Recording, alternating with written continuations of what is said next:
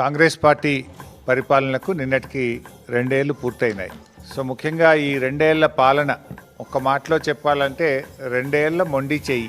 ఈ పాలనకు ఒక మాటలో ఏదైనా చెప్పాలంటే రాష్ట్ర ప్రజలకు కాంగ్రెస్ పార్టీ మొండి చేయిని అందించింది. తెలంగాణ ప్రజలు అనుభవిస్తున్నటువంటి కడగండ్లకు 2 ఏళ్ళు అయినాయి. ఈ 2 ఏళ్ల పాలనలో అన్ని వర్గాల ప్రజల్ని మోసం చేసింది, రాష్ట్రాన్ని అధోగతి పాలు చేసింది. 2 ఏళ్ల పాలనలో రేవంత్ రెడ్డి వారి మంత్రుల మాటలు కోటలు దాటినే తప్ప చేతలు గడప దాటలేదు. ప్రభుత్వ విజన్ ఏంటో, విధానం ఏంటో, ఈ ప్రభుత్వానికి అభివృద్ధి పట్ల, సంక్షేమం పట్ల ఉన్న శ్రద్ధ ఏమిటో అసలు ఇప్పటిదాకా ఎవరికి అర్థమైన పరిస్థితి లేదు. అంతా గందరగోళం, అంతా అయోమయం, ఆగమాగం, సగం సగం. సరే, ఒక ప్రభుత్వం ఎన్నికయ్యేది 5 ఏళ్ల కోసం.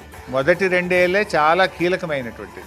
అన్నం ఉడికిందా లేదా చూడడానికి ఒక మెతుకు ముట్టుకుంటే చాలన్నట్టు మొదటి 2 సంవత్సరాల పాలన ఈ ప్రభుత్వం ఎటువైపు ప్రయాణిస్తుందో అర్థం చేసుకోవడానికి ఒక గీట్రాయిగా పనికొస్తుంది. ఈ 2 ఏళ్ల పాలనలో చూస్తే ఎక్కడ ఏ ఒక్క విషయంలో కూడా నిజాయితీగా ప్రజలకిచ్చిన హామీల విషయంలోనైతేనేమి, అభివృద్ధి విషయంలోనైతేనేమి, సంక్షేమ రంగం అయితేనేమి ఎక్కడ కూడా ఒక అడుగు ముందుకు పడ్డ పరిస్థితి లేదు.